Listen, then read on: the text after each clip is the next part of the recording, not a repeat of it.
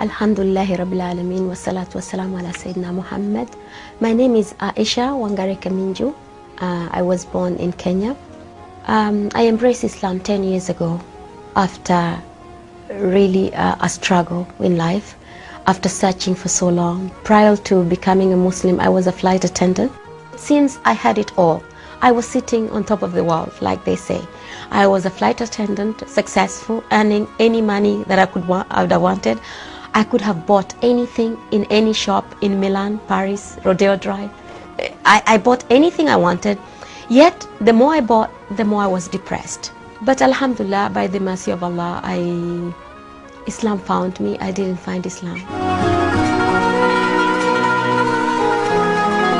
His life is studied by children, all ages, and has been studied for the last 15 centuries.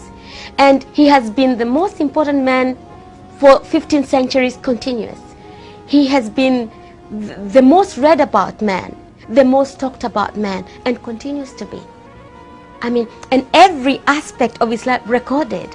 We don't have to struggle to find out how he lived, how he ate, how he sat, how he talked. I mean, no other person's life has been recorded. No other prophet, no other human being or any other thing has been given such attention. And subhanallah, it would be difficult to choose what part of Prophet Muhammad to talk about. Did I know Muslims? I knew Muslims since I was born. My next door neighbors were Muslims. I worked with Muslims. My colleagues were Muslims. My best friends were Muslims. But the saddest thing is they never invited us to Islam. They treated us like those kuffars.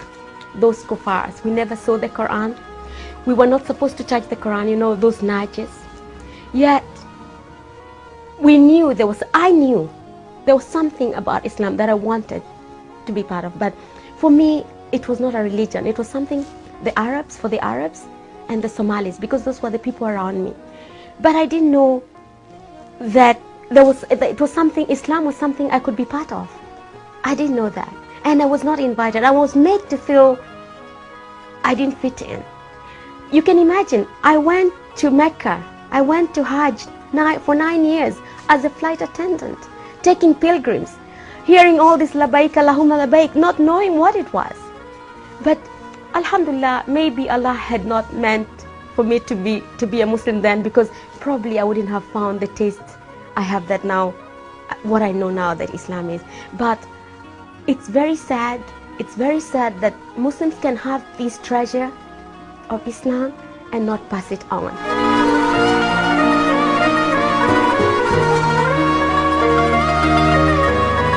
Before being a Muslim, he was just a man, an Arab man, a crazy man who went around with a sword in the hand and probably threatening everybody to chop off their heads if they... I didn't even know what, because he was not introduced to me. He was not introduced. So I can't really say I knew Muhammad. The only thing I knew about Muhammad, we had to know this thing about 622 and the Hijrah to pass our exams. After Islam, what else can I say? Sometimes I can't wait for death to come, because this is what separates me, inshallah, from seeing him in reality.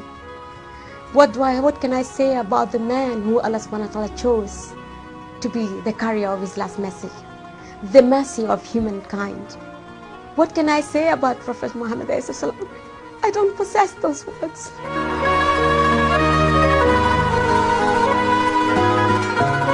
It's not too late.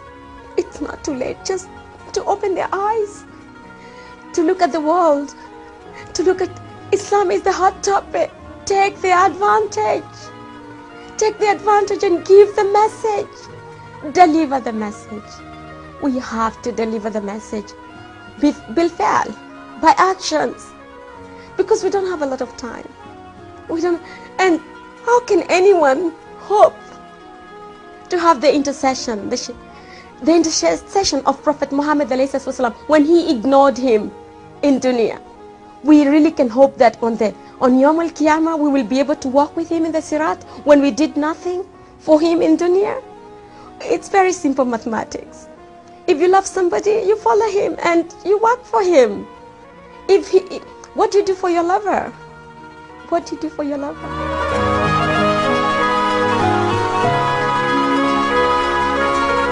If I didn't die or faint and die, I'll tell him not to be sad.